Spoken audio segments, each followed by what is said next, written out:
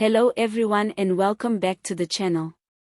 If you haven't already, make sure to hit that subscribe button and share this video with your friends, because what we're about to unpack is both shocking and alarming.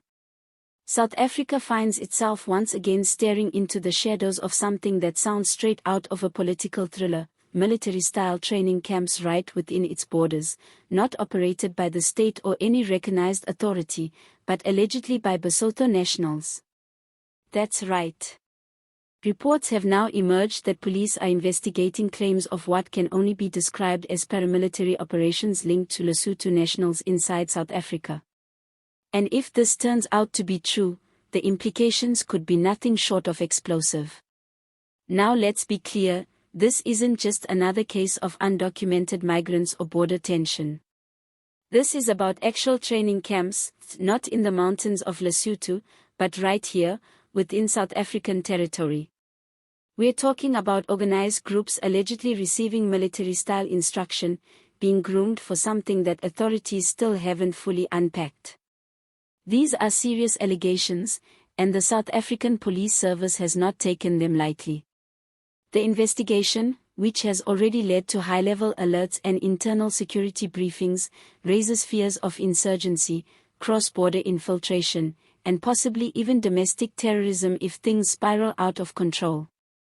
The story first broke through sources linked to police intelligence who reportedly received tip-offs about suspicious activity in some rural and semi-urban areas close to the Lesotho border. What started as whispers and low-level intelligence gathering quickly evolved into something far more urgent. Eyewitnesses claimed to have seen young men engaging in combat drills, learning how to use weapons, practicing ambushes, and being instructed in coded communications. These aren't just unemployed youths loitering around, these are groups allegedly receiving coordinated training with military precision. The most chilling part: some of these camps may have been operating for months, maybe even years, under the radar. It begs the question, how did these groups go unnoticed for so long? Is this a failure of border control, or are we looking at something more sinister, possible complicity or woeful ignorance from certain local authorities? And then there's the question of intent. Why would any group be training in military tactics inside another sovereign country without official sanction? Is this for self-defense? Is this connected to organized crime? Or is this the first signal of a far bigger, potentially violent agenda? The situation becomes even murkier when you bring in the geopolitical tensions between South Africa and Lesotho. Lesotho, a small kingdom landlocked by South Africa, has long struggled with political instability, unemployment, and poverty. Over the years, thousands of Basotho have crossed into South Africa for work or better opportunities. But with South Africa's own unemployment crisis and a growing wave of xenophobia, many of these migrants have found themselves alienated, harassed, and in some cases, violently attacked. Could this be fueling a sort of militant resistance? Are we seeing the rise of Basotho nationals arming themselves not just for protection, but possibly for retaliation? We've seen flashes of ethnic or national tensions boiling over before. Think of the July unrest in 2021, where coordinated attacks, looting, and sabotage swept across parts of the country. What if these training camps are preparing for something similar? Imagine a scenario where trained groups suddenly mobilize in Gauteng, Free State, or KwaZulu-Natal. It wouldn't take much to ignite chaos, and with the right coordination, the impact could be devastating. South Africa's intelligence services are already stretched thin, and trust in the police is dangerously low. If these groups do exist, and if they are indeed training for violent purposes, it would represent a national security threat of the highest order. But not everyone believes the narrative being pushed. Some Basotho community leaders have come forward claiming that the allegations are exaggerated or even fabricated, designed to justify a crackdown on innocent migrants.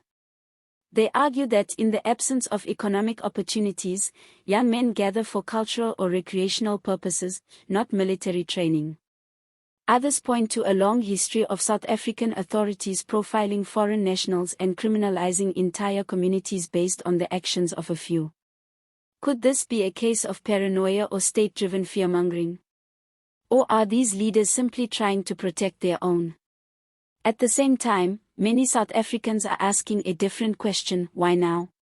Why are these investigations being announced so publicly? Some believe it's politically motivated, a smokescreen to distract from domestic issues such as crime, unemployment, and the recent surge in gang violence. After all, what better way to divert attention than to manufacture a security crisis involving foreign nationals? It wouldn't be the first time that fear was used as a political tool. Yet the risk here is real, whether you believe in the existence of these camps or not. If these reports lead to panic, it could trigger another wave of xenophobic violence, vigilante groups, community raids, and even killings. We've seen it before. In places like Diepsloot and Alexandra, foreign nationals are frequently targeted by mobs based on rumors and hearsay. The mere suggestion that foreigners are training in combat could be enough to spark another deadly chapter in South Africa's troubled relationship with its neighbors. And what about the regional impact? If it turns out that these alleged camps are supported or tolerated by elements within Lesotho, it could trigger a diplomatic standoff. South Africa might respond with border closures, deportations, or even military posturing. That would further destabilize the already fragile relationship between the two countries and push thousands of Basotho migrants into even more precarious situations. As of now, the South African Police Service says it is conducting an intelligence-driven operation to verify the claims and, if necessary, dismantle any such camps. They are calling for public cooperation and urging anyone with information to come forward. But trust between the state and the public is at an all-time low. Will people cooperate? Or will fear and suspicion continue to grow? What's clear is this: South Africa stands at a dangerous crossroads. Whether these Basotho military-style training camps are fact or fiction, the mere suggestion has already set off alarm bells across the nation. If the state mishandles the response, it could lead to unrest, racial tension, and unnecessary bloodshed. If the allegations are true and ignored, it could open the door to insurgency or terror.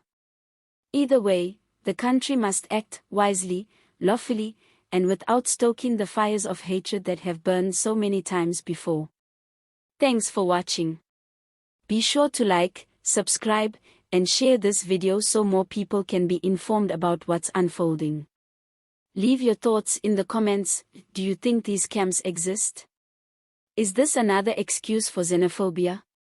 Or are we ignoring a real threat that could explode at any moment? Let's talk about it.